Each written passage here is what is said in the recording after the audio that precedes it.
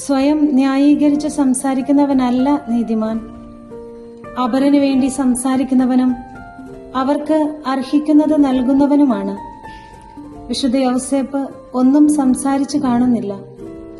എന്നിട്ടും അദ്ദേഹത്തെ വിശുദ്ധ ഗ്രന്ഥം നീതിമാൻ എന്ന് വിളിച്ചു. അർഹിക്കുന്നത് മാത്രമല്ല, അതിനപ്പുറവും ഔദാര്യപൂർവം നൽകിയവനാണ് അദ്ദേഹം.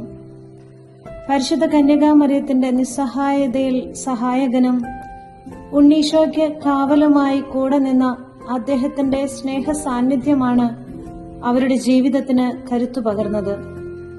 ഇത്തരം സാന്നിധ്യങ്ങൾ നമ്മെയും ശക്തിപ്പെടുത്തിയിട്ടുണ്ട്. ഏറെയൊന്നും സംസാരിക്കണമെന്നില്ല, അരികിലൊന്ന് വന്നിരുന്നാൽ മതിയെന്ന് നാമും ആഗ്രഹിച്ചിട്ടുണ്ട്.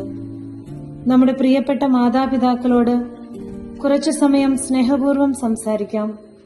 മക്കളുടെ അടുത്ത് കുറച്ചു സമയം ഇരുന്നു കൊടുക്കാം.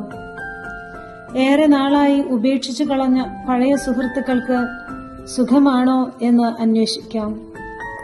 ഒന്നിനും സമയമില്ലെന്ന് പറഞ്ഞ് സ്വന്തം തിരക്കുകളിലേക്ക് മുങ്ങാങ്കുഴിയിട്ടു പായാതെ പ്രിയപ്പെട്ടവരുടെ കണ്ണുകളിലേക്ക് നോക്കി സ്നേഹപൂർവ്വം സംസാരിക്കാം.